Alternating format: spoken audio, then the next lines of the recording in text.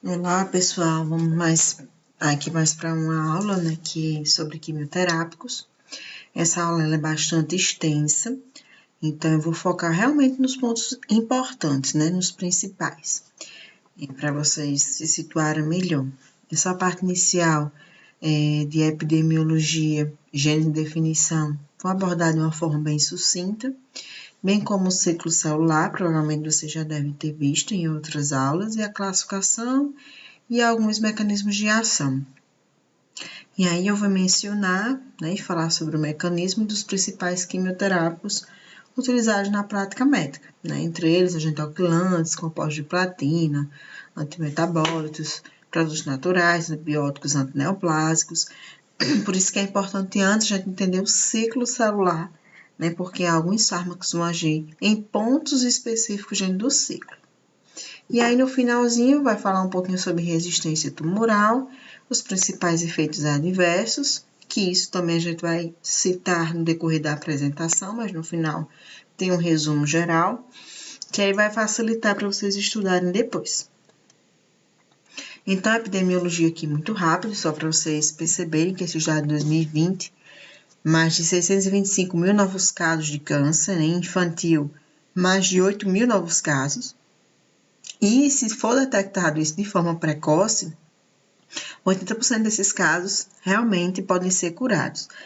E aqui, só para a gente também ter noção, né, que também foram os últimos dados que foram lançados, comparando os tipos de câncer por sexo. E aí a gente vê que em relação aos homens, né, que a gente tem os valores de homens e mulheres. Então, no caso de homens, a próstata, colo reto, traqueia estão nos primeiros, né, que tem uma maior porcentagem, e a mulher, o câncer de mama, colo reto e o colo do útero. Então, tanto no homem quanto na mulher, a gente vê que colo reto, traqueia e brônquio estão aqui em primeiro, né, e especificamente do sexo masculino, a próstata, né, em primeiro e a mama. Então, esses dados, eles são, exceto de câncer de pele não melanoma, mas os demais eles estão aqui representados. Então, realmente, a incidência de câncer é muito grande, né, no mundo todo. E aqui só uma visão simplificada, só para a gente entender que quando a gente fala de câncer, está relacionado com alterações do genoma de células somáticas. E aí pode ser relacionado tanto com fatores ambientais, quanto também com outros fatores mais intrínsecos, como mutações hereditárias. E aí, para se ter essas alterações, alguns genes, que a gente chama de proto-oncogenes, eles são manifestados. E aí, eles acabam adquirindo uma nova função e, a partir daí, vai causar essas alterações. Mas também pode ser por meio de genes supressores tumorais, que vão perder a função.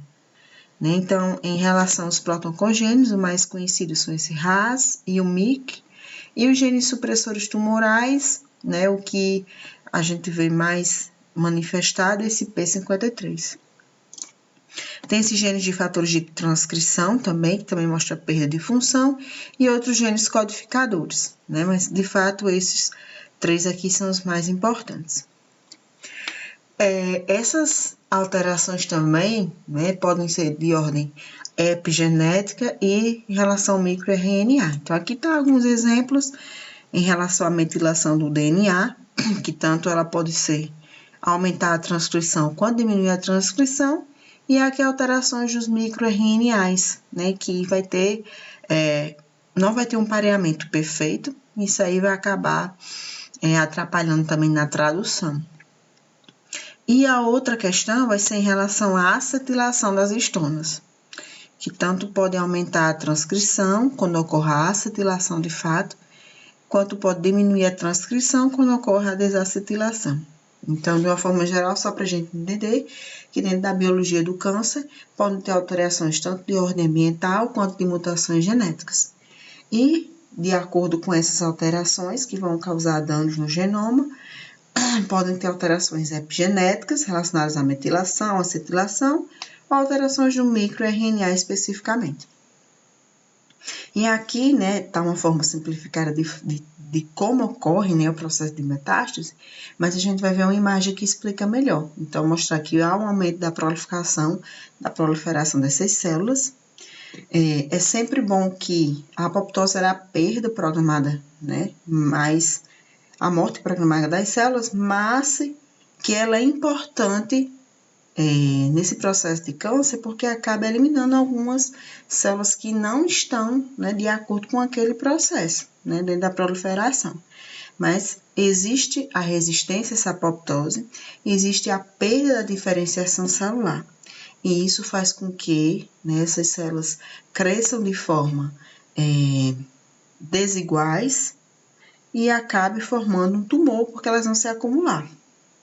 A partir desse momento, esse tumor pode ser tratado precocemente ou removido, mas se isso não acontecer, então vai formar, produzir metaloproteinases, alguns fatores angiogênicos, e aí posteriormente essa massa de tumor, ela vai crescer tanto que vai invadir os tecidos. E a partir dessa invasão, pode ser que de fato ocorra metástase. Aqui, né, dentro do assunto, quem vai tratar isso são os fármacos quimioterápicos. E aí eles vão interferir tanto na sobrevivência, proliferação, migração celular, e aí envolve vários tipos de terapia, né? Mas o nosso foco, de fato, é a questão farmacológica dentro da quimioterapia. Então, aqui a gente já até citou um pouquinho, mas aqui a gente está vendo, né, como ocorre uma diferenciação numa célula normal. Ela começa a se multiplicar, se dividir. Se por um acaso alguma célula sofreu mutação, ela vai sofrer morte por apoptose e ela vai sair daquele ciclo. Porém, em alguns momentos, as células, né, quando tem essa ativação desses oncogenes que vão ter essa mutação mais descontrolada, né, e a inativação de alguns genes supressores de tumor, essa célula cancerosa vai acabar acumulando as mutações. E as células que sofreram mutações vão acabar se proliferando de forma descontrolada, né? E aí a gente diz que ela acaba perdendo os mecanismos regulatórios de controle de crescimento e também vai perder algumas características especializadas, né? E com isso vai esse acúmulo e essa proliferação posteriormente que vai formar esse tumor. A gente sempre escuta falar também em relação ao tumor maligno e benigno, mas de uma forma geral, no tumor benigno, a gente até vê algumas características semelhantes, mas a gente vê que o crescimento é muito mais lento, né? Ele chega até a ser semelhante com o crescimento do tecido normal. Porém, você ainda nota que ocorre essa desdiferenciação e a perda da função. Já no maligno, elas se multiplicam muito rapidamente. Então, se vê uma célula multiplicando muito rapidamente, então algum processo está acontecendo. Então, vai ter essa proliferação descontrolada, vai ter essa desdiferenciação e a perda de função. Porém, no maligno, vai ocorrer a invasão e a metástase. Então, o que realmente difere, né, os pontos principais do câncer maligno e benigno, que geralmente a gente fala de tumor maligno e benigno, vai ser em relação à invasão e à metástase, né? E essa velocidade de multiplicação. Então, no benigno, cresce mais lentamente e vai até a perda da função. O maligno cresce mais rapidamente e, além de chegar até a perda da função, ocorre a invasão e a formação da metástase, como a gente vê aqui. Então, elas começam a se multiplicar, ocorre essa região hiperplásica, a displasia, a gente vê que tem um crescimento bem diferenciado aqui com outras células, até que ele se instala, né? Até aqui eu posso até dizer que, dependendo da velocidade, é benigno, mas a partir do momento que ocorre essa invasão com a angiogênese, a gente já disse que ele é maligno.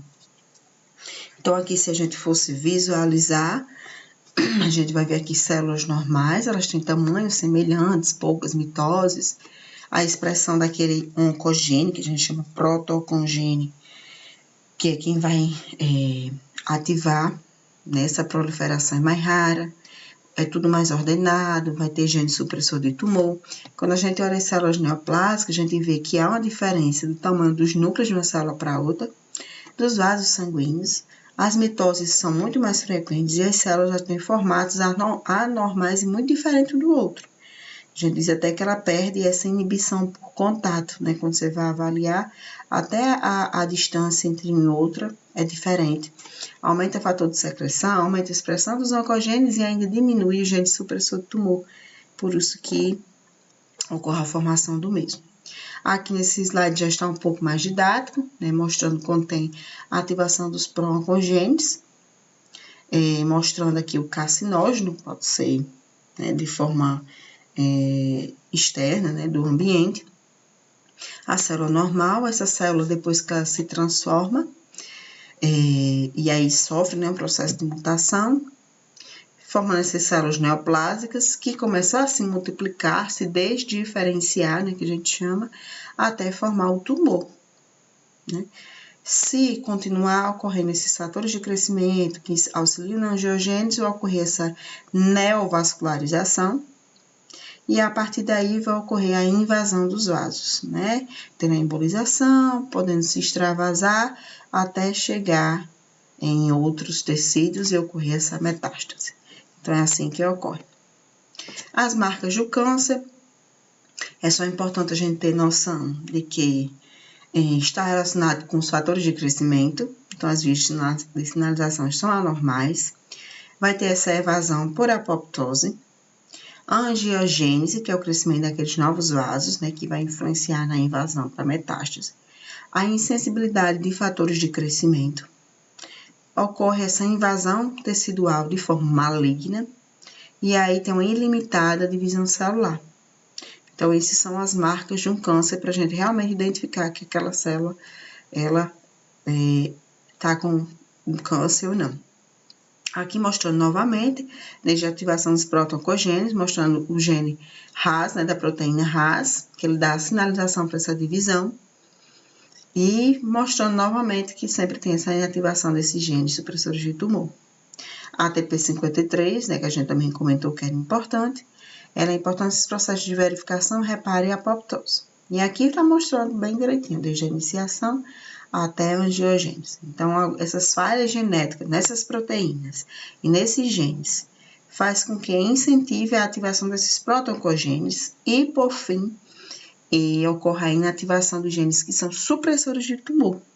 Isso auxilia para que comece, né, ative essa oncogênese, haja a inibição da apoptose e, posteriormente, a formação de tumor com angiogênese. Aqui, só de uma forma geral, né, mostrando aqui os fatores de crescimento vascular endotelial e os fatores de crescimento do fibroblástica, né, que são esses dois. E aqui, mostrando o mesmo processo, né, o pequeno tumor, até chegar à angiogênese e aí crescer esse tumor mais ainda. E aqui só para a gente ter noção que pode ocorrer, né, a inibição desse processo, né, antes que haja de forma, né, que forme de fato o tumor e ocorra a metástase. Aqui são só para a gente identificar DNA, cromatina e os telômeros, que as células tumorais, geralmente, elas expressam a telomerase, lá na frente a gente vai entender, né, o que, de fato, por que isso acontece. E aqui só para mostrar o ciclo celular. Por que mostrar o ciclo celular? Porque terão alguns pontos dentro do ciclo celular que serão importantes para a gente ver onde vai ocorrer inibição, né, desses genes supressores, onde vai ter ativação e onde vai ter esses genes, né, que vão auxiliar na formação do câncer. Né? Então, aqui mostrando o ciclo celular, ciclinas e quinases dependendo de ciclinas. De uma forma geral, né, essa é a parte que vai de G1 até G2, a gente diz que é uma parte de intérfase, e aí dentro desse G1 é a fase de crescimento, o S, né, crescimento e duplicação do DNA, que a gente diz que é a fase de síntese, e G2 é onde vai ter crescimento e reparação, né, final para o processo de divisão celular. E aí, de uma forma geral, essa parte em M, a gente diz que é a mitose, onde vai ter a mitose, que aí vai ter citocinese, telófase, anáfase, metáfase, enfim.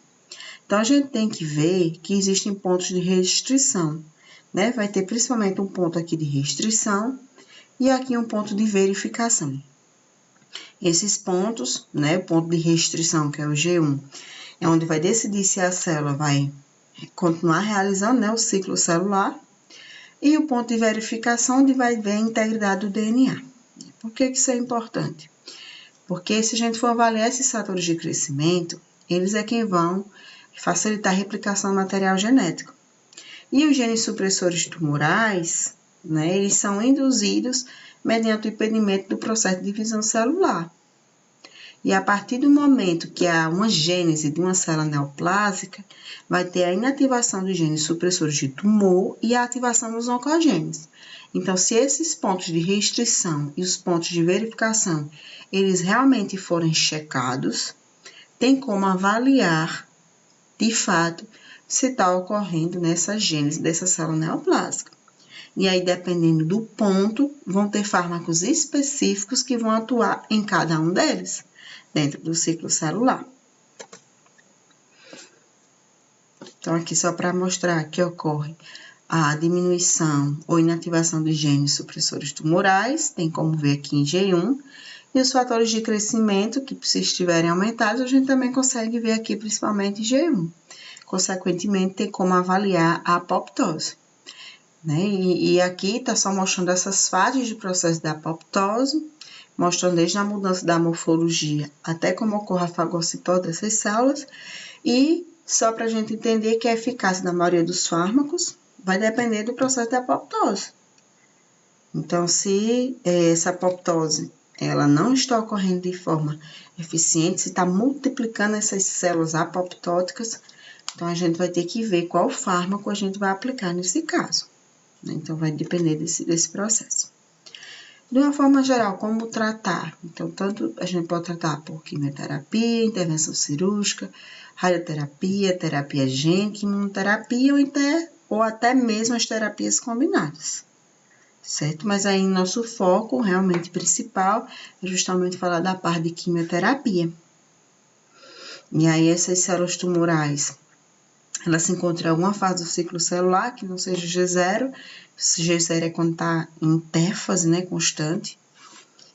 Algumas células tumorais se localizam em órgãos que atingem baixas concentrações de fármacos antineoplásicos.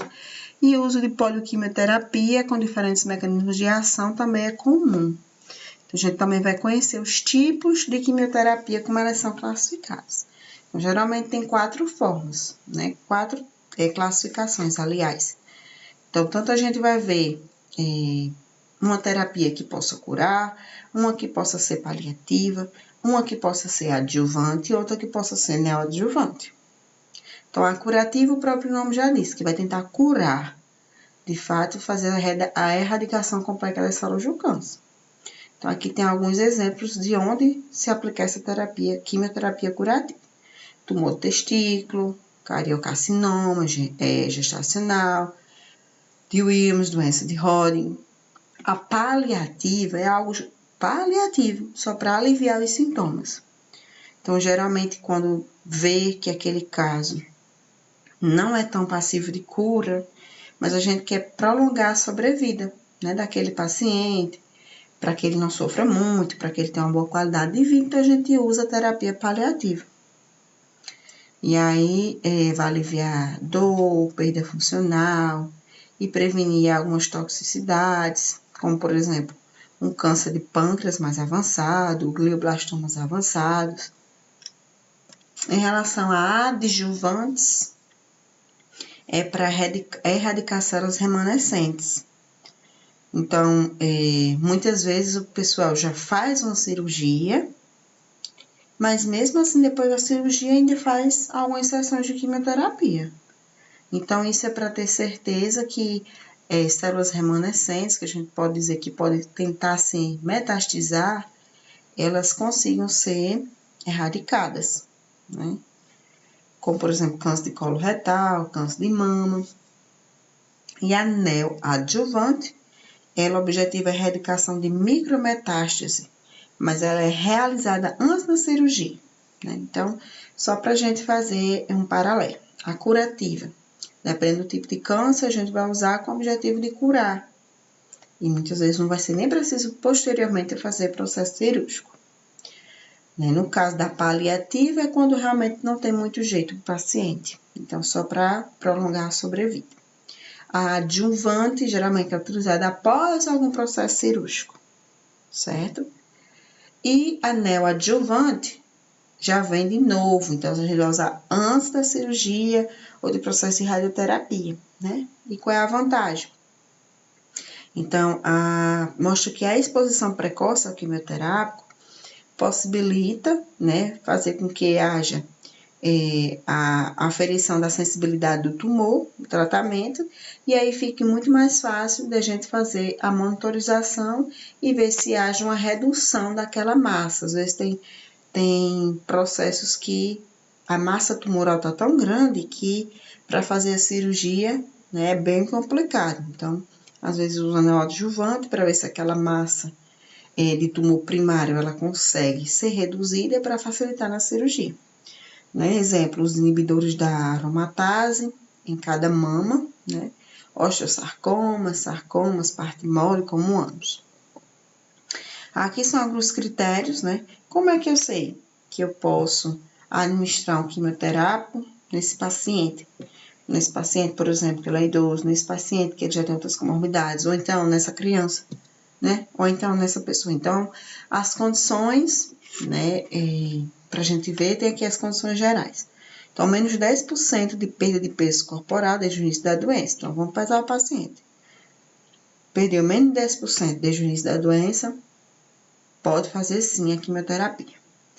Tem ausência de contraindicações clínicas para as drogas relacionadas, ausência de infecção, ou então a infecção apresenta sob controle, a capacidade funcional correspondente aos 3 primeiros níveis, né? Então, tem esses índices que foram propostos, a gente tem aqui 4, mas eles pedem para a gente olhar os 3 primeiros níveis, né? De 0 ao 2, que é proposto por Ekog e Karnofsky. Então, a gente vê aqui.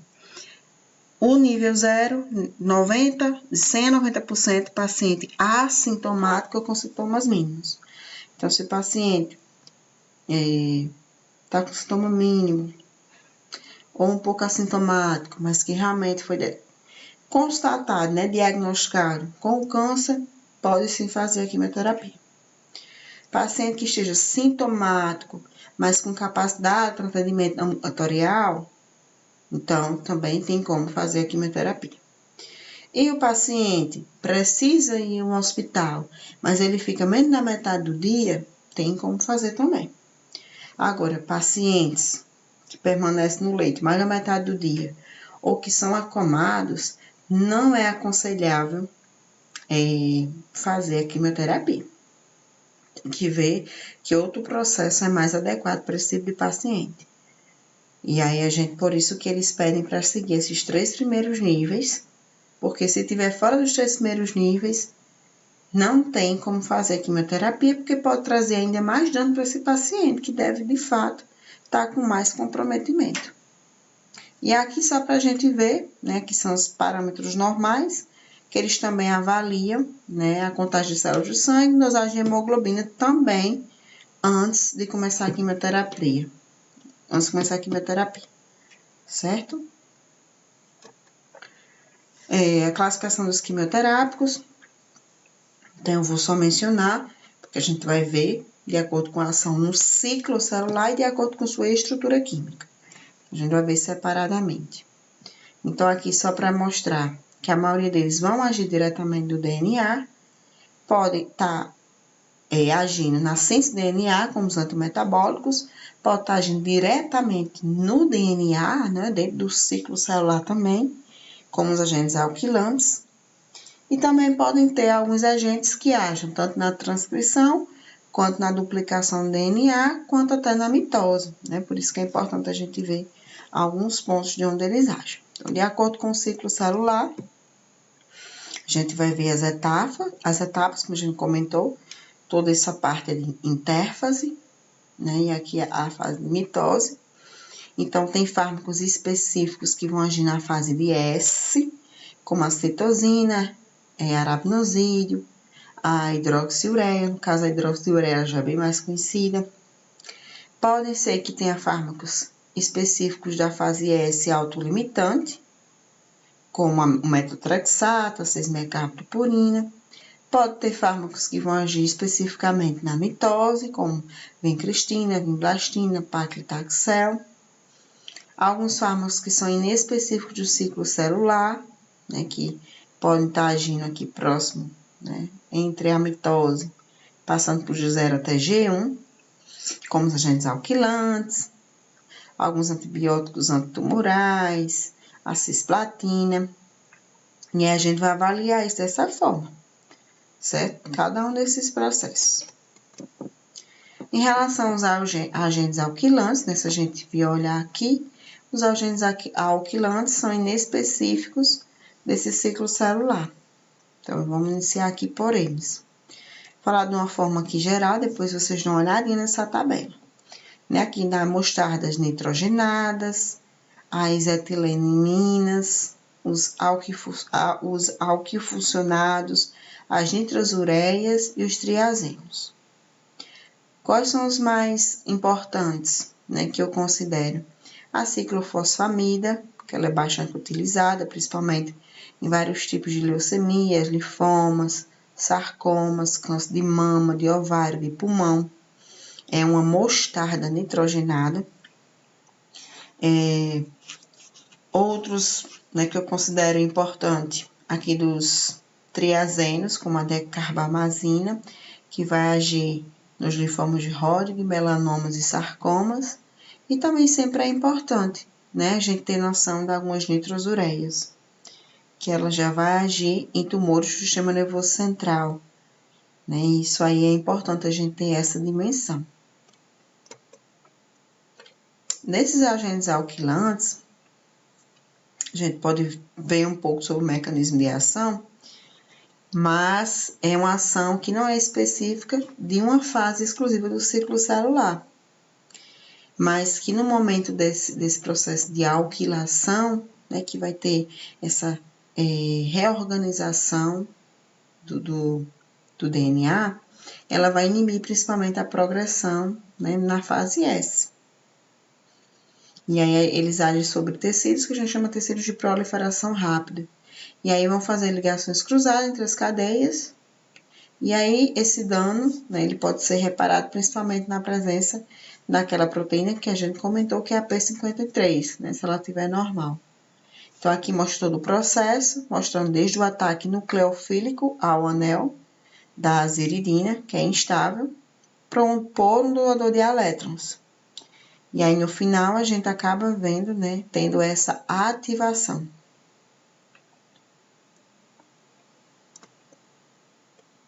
Aqui, né, o exemplo das mostardas nitrogenadas, que são agentes alquilantes. Entre as mostardas nitrogenadas, há os representantes, né, o principal é a ciclofosfamida, mas também tem esses outros, né, que a gente pode estar avaliando. É muito importante, como a gente comentou, em tumores cerebrais, mas também em neoplasias gastrointestinais. São dadas por via endovenosa, são altamente lipofílicas. Então, quando ela tem esse caráter mais lipofílico, a gente já imagina que penetra mais facilmente, né, nas membranas, né, e neste caso, penetra no sistema nervoso central. Mas, em compensação, ela tem uma certa toxicidade, como náusea, vômito, insuficiência renal, hepática e a mielossupressão. Certo? Mas, de uma forma geral, as mostragens nitrogenadas, como os representantes todos que terminam em amidas, né? Porque elas vão ter na sua estrutura química, né, essas aminas. E aí, elas são empregadas nessa terapia, principalmente tumores cerebrais e neoplasias gastrointestinais. Em relação à ciclofosfamida, a gente já está vendo até a presença aqui, né, do fósforo. Elas tanto podem ser por via endovenoso, mas também pode ser administrada por via oral, né? Diferente das anteriores, que é mais por via endovenosa. Que aqui já é ciclofosfamida, certo? Ela já vai ter uma amida na sua cadeia. É ativada pelo sistema citocromo P450. E aqui, como é que a gente pode até avaliar, né? Que essa hidroxiciclofosfamida, ela tá praticamente aqui em equilíbrio com essa aldofosfamida. E aí, dependendo da ação, né, enzimática, a gente vai formar metabólitos inativos e pode formar também metabólitos ativos. E esses metabólitos ativos geralmente são formados na presença, quando realmente ele passa para a sua forma de aldofosfamida. Essa forma de aldofosfamida, ela acontece principalmente na presença de água. Então, se a 4-hidroxiciclofosfamida estiver na presença de água, rapidamente ela passa para a forma de aldofosfamida. E aí, a partir daí, vai formar esses metabólicos que são tóxicos, certo? E essa toxicidade pode ser que seja importante no tratamento, né, para tratar células do câncer, mas podem trazer efeitos indesejáveis, né, dependendo de como ela se manifesta, como alopecia, cistite hemorrágica, e uma coisa assim muito importante, muitas vezes é cobrado, como é que a gente faz no caso de uma toxicidade por ciclofosfamida, se falando principalmente quando tem essa cistite hemorrágica. E aí existem várias questões já caíram falando sobre isso. Então, geralmente tem um fármaco que a gente chama de mesna, que ocorre essa infusão dessa mesna, né, que ela consegue se ligar com a acroleína, que no caso é esse metabólico aqui que é tóxico, e a partir dessa infusão com a mesna, quando ela se liga à macroleína, ela acaba fazendo com que ocorra a diminuição dessa toxicidade, né? Então, isso é muito importante. Então, sempre que tiver toxicidade por ciclofosfamida, a gente já imagina, vai formar metabólitos tóxicos como a acroleína. Então, usa um fármaco, né, que é o mesna, e a partir daí vai fazer com que ocorra, né, essa desintoxicação, né, proveniente da acroleína, já que ela se liga à acroleína. Aqui é falando praticamente a mesma coisa, né, quando se forma os dois metabólicos, que tem esse efeito mais tóxicos, né, um mais citotóxico, né, que no caso é o da mostarda fosforamida, mas quando forma a acroleína em si, tem que realmente fazer essa infusão dessa mesna para poder, de fato, diminuir essa toxicidade. A toxicidade a gente já falou, né, principalmente imunossupressão, cistite hemorrágica, e os cuidados na administração, extravasamento no tecido subcutâneo.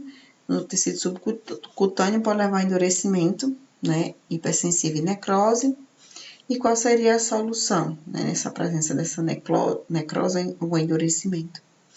E aí usam a solução isotônica estéril de tiosulfato de sódio, né, seguido de uma compressa de gelo. Então, isso vai fazer também com que ocorra. Isso não, só lembrando, se for a acroleína, usa mesna. No caso, se ocorrer extravasamento e gerar uma necrose, por exemplo, tiosulfato de sódio. Aqui, em relação a outros agentes alquilantes, tem os compostos de platina, como cisplatina, carbocisplatina, né? A cisplatina, geralmente, e a oxalisplatina são as mais conhecidas. A gente tá vendo até a estrutura que, de fato, vai ter essa platina, né? Que é a cisplatina, porque tá na posição cis, a gente tá vendo os cloros tudo de um lado só e os grupamentos, né? De NH2 também no mesmo lado, por isso que cis, né? Platina. O que é que a gente pode ver aqui em relação à cisplatina? A cisplatina, geralmente, ela consegue reagir, né, com as cadeias de DNA, né, com esses ácidos nucleicos, e a partir daí elas conseguem fazer com que ocorra a inibição da replicação e da transcrição, né, que ela consegue se ligar.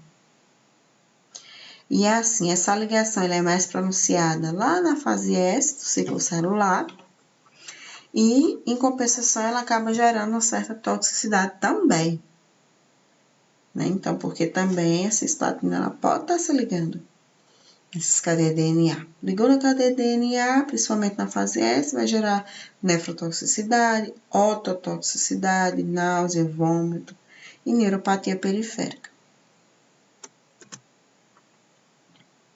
Em relação à cisplatina, de uma forma geral, aqui tem mostrando cisplatina, carboplatina, G216, oxaliplatina, no caso do mais novo até o mais antigo, né?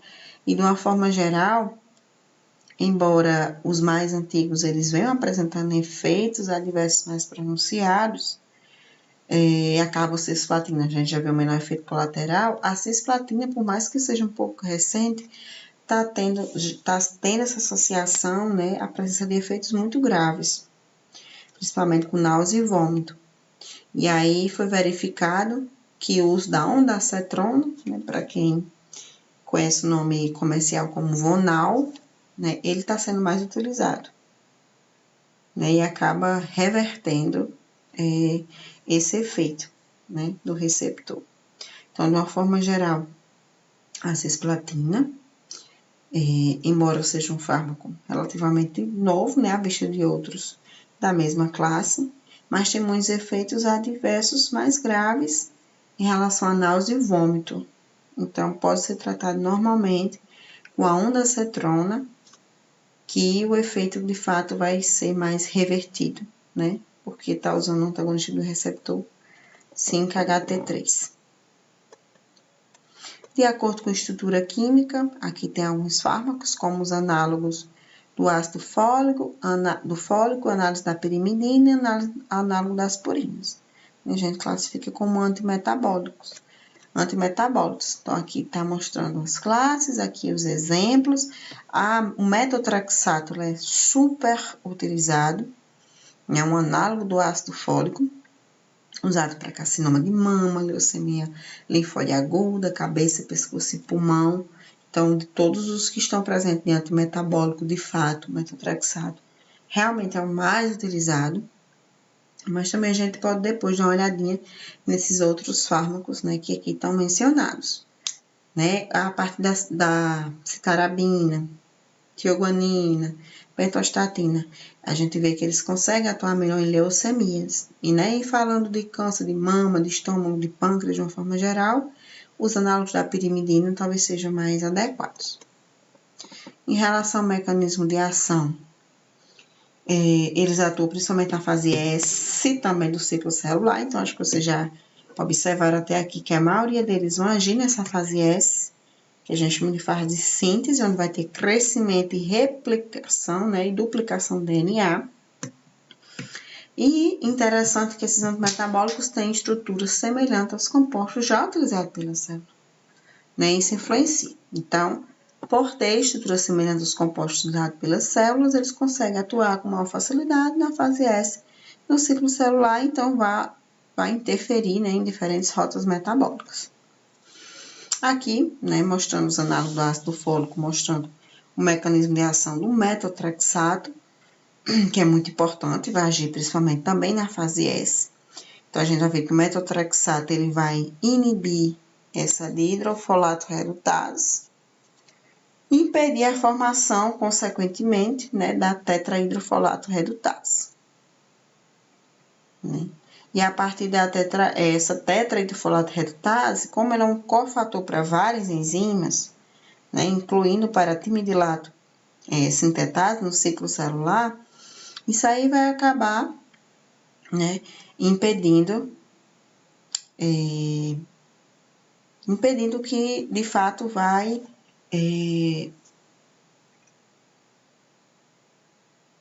interromper, na verdade, a síntese de DNA e RNA. Mas quase que não saiu.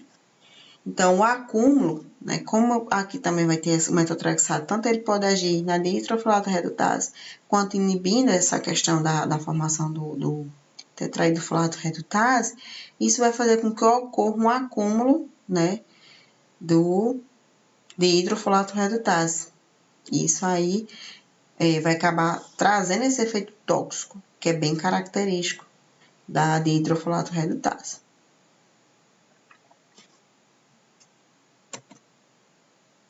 O metotrexato, aqui são alguns usos clínicos, como leucemia, linfoblastica aguda, linfoma não Hodgkin, câncer de mama, de pulmão, cabeça, pescoço, osteosarcoma.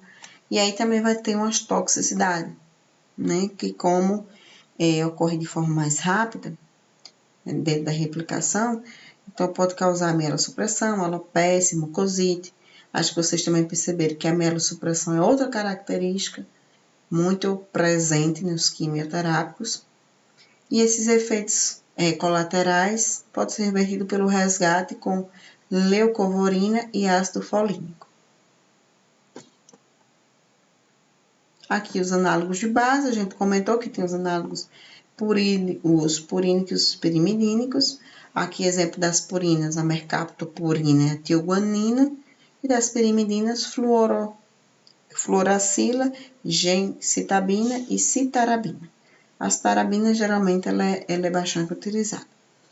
Mas, de uma forma geral, eles vão agir principalmente no DNA e RNA, quebrando essas fitas, causando uma interferência no alongamento das cadeias, consequentemente na transcrição do RNA e na síntese de DNA. Então, aqui só dando exemplos das classes, né, a 6-mercaptopurina, tioguanina, que a gente já comentou, né, que são bases purínicas, e aqui as bases pirimidínicas.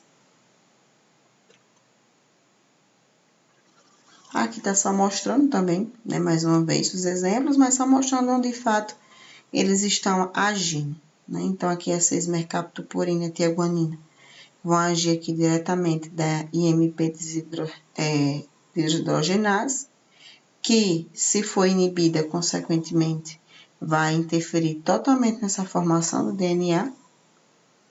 A hidroxiureia, ela pode agir aqui na ribonucleosídeo redutase, que também vai interferir posteriormente na formação do DNA. Ainda tem a 6-mercaptopurina, que ela sozinha, né? Tá vendo que ela tanto pode agir neste sentido, na formação do DNA, quanto no outro sentido também. Né? Que aí, nesse caso, ela vai agir, vai impedir a formação do adenilato succinato, e a partir daí não tem como, de fato, né, ocorrer essa síntese de DNA. Então, de uma forma geral, os análogos das purinas, elas interferem diretamente na síntese de DNA. Os análogos da pirimidina, eles precisam sofrer primeiro uma ativação para poder, de fato, né, acontecer, mas de uma forma geral, essa 5-fluoracila, ela inibe a timidilato sintetase dos nucleosídeos da timina, requeridos para a síntese de DNA. Então, se ela consegue inibir a timidilato sintetase, não tem como formar o DNA. Então, esse praticamente de uma forma geral, seria o mecanismo de ação. Mecanismo de resistência e toxicidade, diminuição das enzimas que ativam a 5-fluoracila, amplificação da timidilato sintetase, aqui pode ver algumas toxicidades, mielossupressão da nefrotoxicidade, novamente presente, náuseas, vômitos, anorexia, diarreia, mucosite, e efeitos colaterais, eles também podem ser revertidos com resgate da leucovorina e do folinato de cálcio. Né? Mas, importante lembrar lá atrás, né, que quando a gente falou lá da questão da acroleína, aquele ponto é mais importante. Realmente, a mesna, ela é o que, de fato, mais cai, né, nas avaliações, em provas e concursos. Aqui mostrando só a citarabina, né, de uma forma geral. Ela é um análogo da pirimidina também, um antimetabólico. E em sua forma, trifosfato, ela consegue inibir também a DNA polimerase. Então, nesse caso, pode ser utilizado em leucemias agudas, leucemia mielocítica crônica, linfomas não Hodgkin, e aqui a gente consegue ver, né, a inibição Então, aqui a gente tá vendo a DNA polimerase, aqui também tem a DNA polimerase, e aqui a gente tá vendo a inibição, que pode ocorrer essa inibição devido à presença de citarabina, certo? E em relação à resistência, a principal é a adeocitocinas, sinase ou quinase, né? E ocorre a diminuição dessas concentrações, ou então o aumento da citidina desaminase, que vai converter, a gente chama isso de ARA-CTP, em metabólico ativo. Então, é bem... Esse ARA-CTP, geralmente, ele é incorporado ao DNA. E quando ele é incorporado ao DNA, ele acaba inibindo a cis-DNA, certo? Por isso que aí fala desse mecanismo de resistência, mostrando a adeocitosina quinase, essa forma de ARA-CTP, que vai inibir essa concentração, ou então vai aumentar demais e converter em metabólico inativo. Aqui, em relação à análise da pirimidina entre 6-mercaptopurina, a gente já até mencionou um pouquinho sobre eles, mas a resistência vai estar associada à hipoxantina guanina.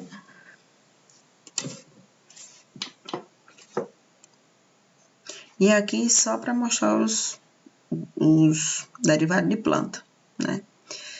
Então, aqui tem os alcaloides. Dentre os alcaloides aqui a gente tem vários exemplos, da vinca, podoflotoxinas, campotecinas, taxano, o paclitaxel, vimblastina, toposina. Então, todos eles são alcaloides derivados de planta e que vão ter um efeito quimioterapêutico.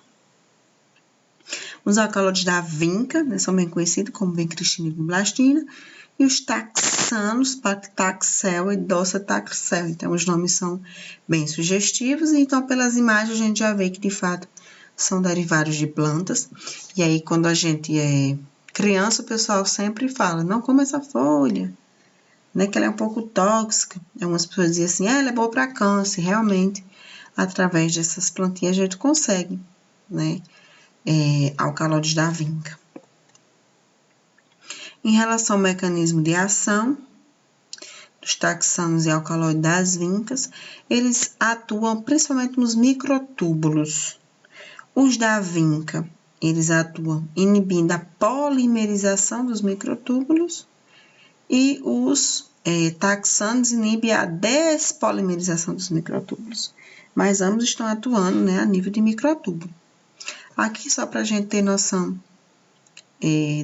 das estruturas, né, desses fármacos, depois vocês podem dar uma olhadinha, para a gente não perder, né, tanto tempo aqui, que eles são bem extensos. E aqui mostrando, né, no caso da inibição da despolimerização. Então, de uma forma geral, eles se ligam à tubulina, então a gente tá vendo aqui a tubulina, que é uma proteína, impede a sua polimerização, ou então pode impedir sua despolimerização, né? Então, eles vão atuar na fase da mitose, é importante, a gente viu que a maioria deles vão agir lá na fase S, então, se a gente tá falando de tubulina, vai agir na fase da mitose, pode trazer toxicidade, como neuropatias, e a resistência em relação a bombas de efluxo. Então, a gente pode dar uma olhadinha nesses fármacos. A colchicina e os alcaloides da vinca, atuando na inibição da polimerização, e aqui os taxóides, atuando na inibição da despolarização, mas todos a nível de microtubo. Aqui só para a gente ter noção, né, que realmente eles atuam na fase de mitose, né, principalmente os alcaloides da vinca, e os taxóides já atingem um pouquinho, além da mitose, um pouquinho de G1. Aqui também está mostrando, né, algo semelhante de quando ocorre, mas dando mais detalhes,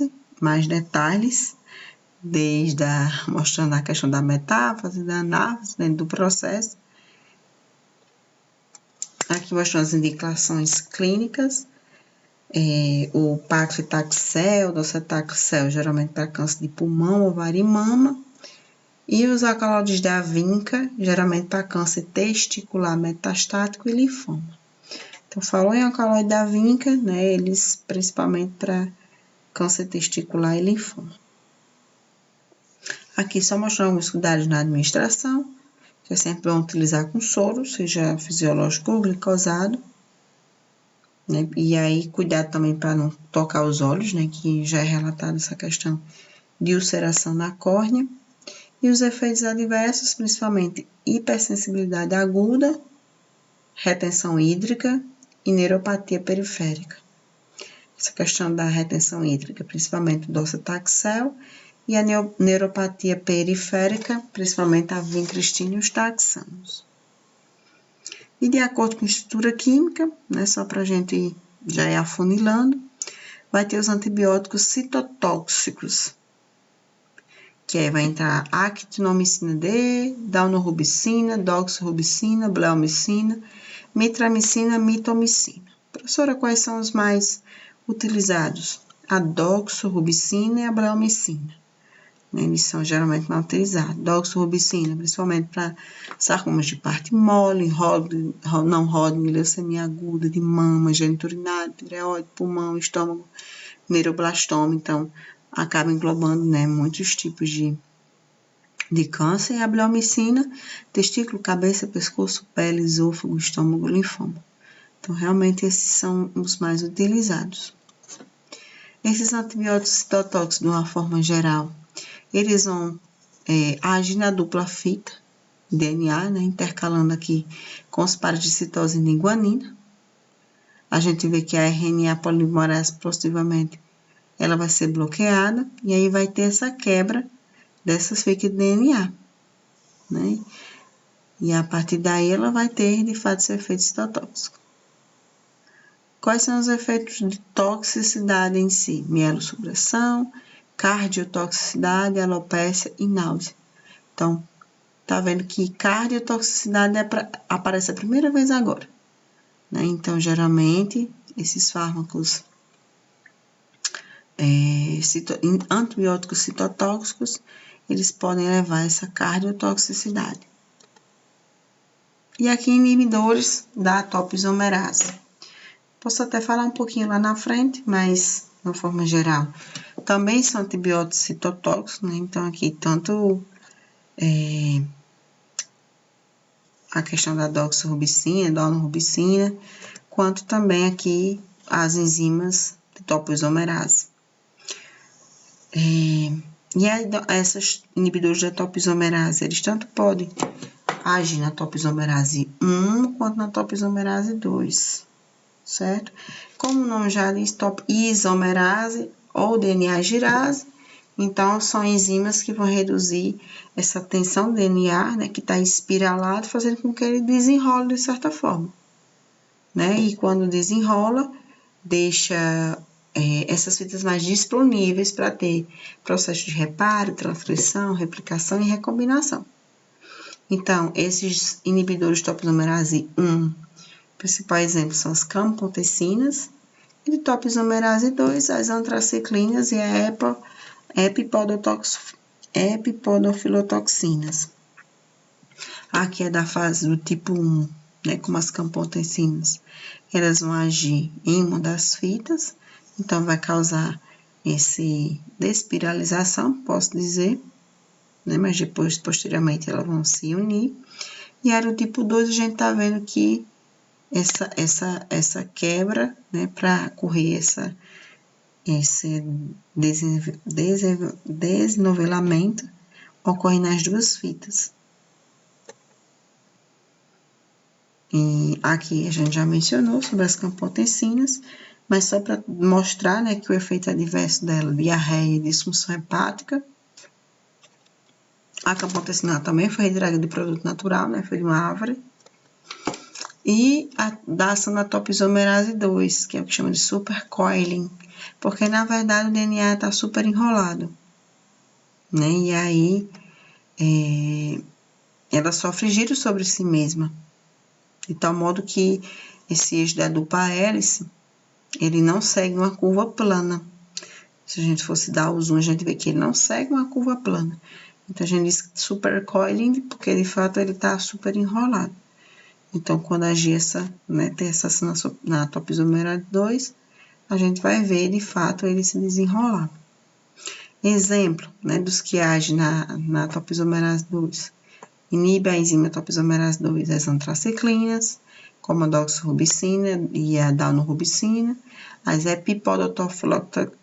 epidofilotoxinas, que elas já, a exemplo, é toposida, teniposida, que a gente pode até ver algumas imagens aqui. Imagem aqui da doxorubicina e aqui a imagem da etoposida. A gente poderia se prender a alguns detalhes dos grupos funcionais, cetona, aqui grupo funcional, éter, aqui fenóis, mas aí a gente iria fazer um detalhamento mais complexo desse mecanismo e como iria agir. Mas que o importante mesmo é ter noção de onde elas agem, a nível da topoisomerase 2, e isso aí pode ajudar, né, tem uma ação importante, né, como fármaco antineoplásico, nesse sentido, né. Lógico que pode ter alguns efeitos tóxicos, principalmente em relação, como a gente comentou, à cardiotoxicidade, que é muito comum, né, nesses tipos de fármacos de antibióticos citotóxicos. E aqui a bleomicina. A bleomicina também é um glicopeptídeo natural, porém, nesse caso, derivado da streptomyces. Então, se a gente olhar para aqui, né, para essa figura, a bleomicina ligada aqui DNA e o ferro, a gente disse que ela quela o ferro na sua estrutura ligada ao DNA, né? Isso a partir daí vai gerar radicais livres, e esses radicais superoxidroxila é que vai fazer com que haja quebra da fita DNA. Isso em células que são indesejáveis. Por isso que vai ter, de fato, esse efeito citotóxico. Em relação ao efeito colateral, reações mucocutâneas, fibrose pulmonar, que de certa forma vai ser reversível. Tá? Mas aí só a gente se situar. Geralmente os antibióticos citotóxicos vão agir, né, na topoisomerase 1 ou 2, ou eles podem agir, né, quebrando essas fitas de DNA, né, como é o caso da bleomicina. Aqui, só para a gente finalizar, esses novos fármacos, a maioria deles são anticorpos, então vocês podem dar uma olhadinha, como o trastuzumab, que hoje em dia as pessoas citam muito ele, né, um tipo de anticorpo monoclonal, e aí eles vão, tem antígeno, anticorpo que ele vai ter um antígeno lá com o receptor lá no fator de crescimento, e aí vai ser aplicado principalmente na questão da mama, câncer de mama. O cetuximab também vai ser um anticorpo que tem como antígeno receptor do fator de crescimento, e a gente viu lá na frente, né, que esses fatores de crescimento eles vão estar alterados, e isso vai atrapalhar, né, para ocorrer a formação do tumor e posteriormente ocorrer a invasão das células. Então, enquanto o trastuzumab ele é usado bastante em câncer de mama, o cetuximab é bastante utilizado em câncer de intestino, colo, reto, né, câncer de cabeça, pescoço. E um ponto importante é que esse cetuximab ele tem sido utilizado também em algumas terapias adjuvantes, quando se faz primeiro processo cirúrgico, por exemplo, radioterápico, para depois fazer o tratamento quando possivelmente possa ficar algumas células remanescentes. E aqui o rituximab, né, que é um anticorpo que reconhece o antígeno CD4. A gente pode ver aqui na imagem, né, que está principalmente expresso em superfície de tumores de linfócito B. Por isso que é indicado no tratamento de linfomas de células B, né, que não tem respondido a outros tratamentos.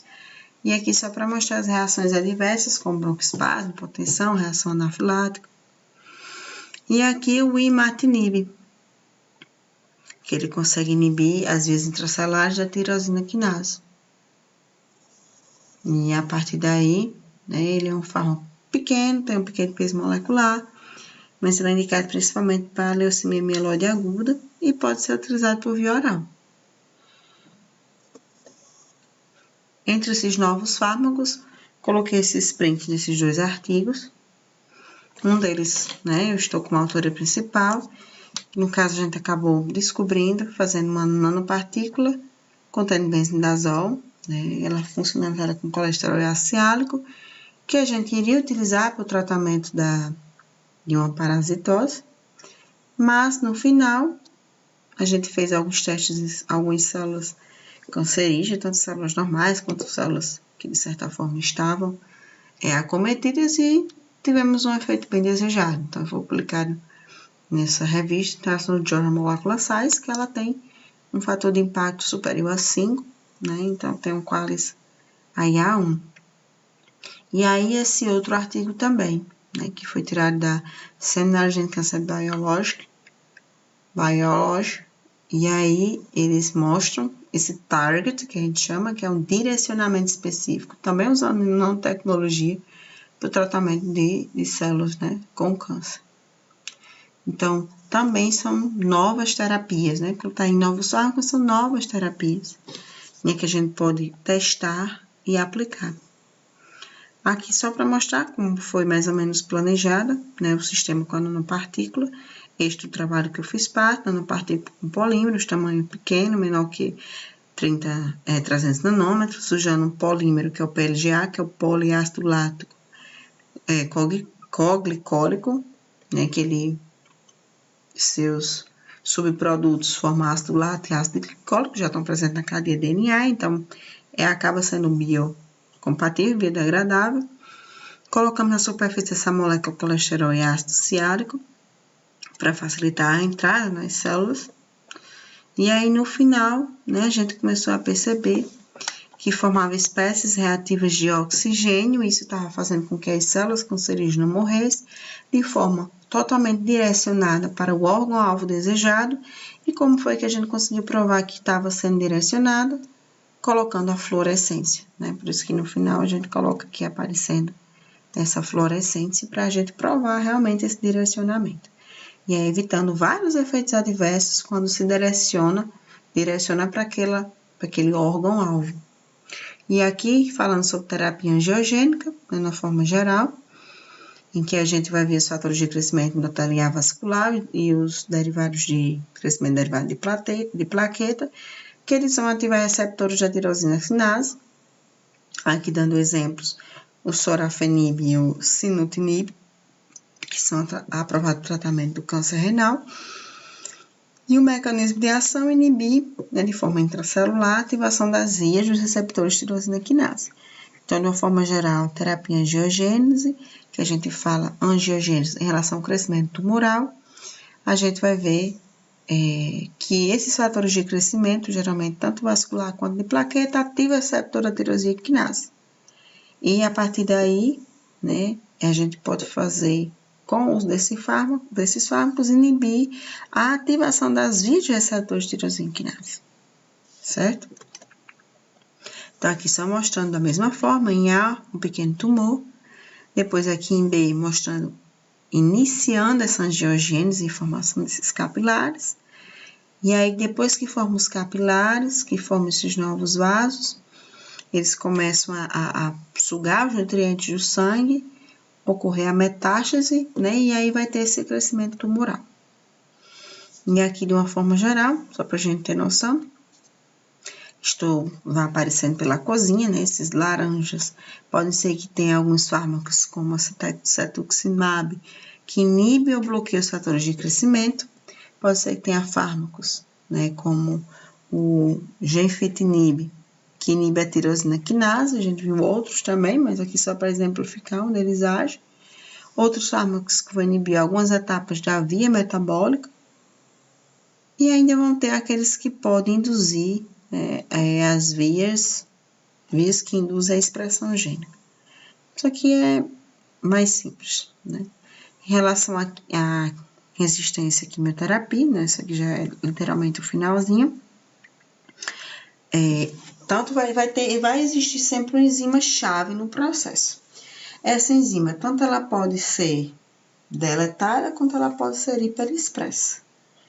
Então, isso vai depender, né, de alguns mecanismos de inativação do processo de apoptose. A hiperexpressão de uma bomba de efluxo geral de fármacos com a glicoproteína P também pode acontecer. Então, dentro da resistência, como essa resistência pode ocorrer? Tanto devido a alguma enzima que pode ser ou deletada ou hiperexpressa, quanto devido à inativação do processo de apoptose, quanto à hiperexpressão de algum tipo de bomba de efluxo, né, como a bomba da glicoproteína P. Então, esses são os 3 principais mecanismos de resistência à quimioterapia. Aqui os efeitos adversos principais, né? Vou só mostrar, vocês podem olhar depois, que a gente viu que é comum em sua maioria, como mielosupressão, flebite, cardiotoxicidade. Voltem lá e vejam quais são os fármacos, né, principais da cardiotoxicidade. A maioria causa de fato a mielosupressão, alopecia, mucosite, diarreia, cistite. Eita, cistite hemorrágica, o que será que eu posso fazer para reverter esse caso, né? Esterilidade, mialgia, neuropatia. Então, tudo isso são. Aqui vocês vão dar uma olhadinha depois em relação ao potencial mielossupressor, mostrando a diferença entre eles, vocês podem olhar depois. Aqui está um resumo geral de todos os mecanismos e locais de ação de alguns, né, agentes quimioterápicos utilizados, né, nas neoplasias. Aqui também está outro resumo sobre alguns agentes quimioterápicos utilizados em alguns tipos de tumores específicos, principalmente focando em neoplasia e também nas leucemias. E aqui também outro resumo de onde cada tipo de quimioterápico vai agir dentro do ciclo celular, né? Os nomes de cada um deles e onde eles vão agir. E é isso. Se vocês tiverem dúvidas, que com certeza terão, podem falar, mas que a avaliação ela não vai ser muito complexa, tão difícil, né? Vocês tentando entender os principais fármacos, onde eles agem, né? Se tiver algum tipo de intoxicação, o que será que eu devo fazer para reverter em cada caso? Né? Essa parte é mais fisiofarmacológica, né? Que entra mais a parte fisiológica. Só os pontos principais, né? Como desenvolve o tumor, os tipos de quimioterapia, quando é aplicar. Então, esses de fato são os pontos mais importantes para vocês focarem, tá bom? Então, até mais.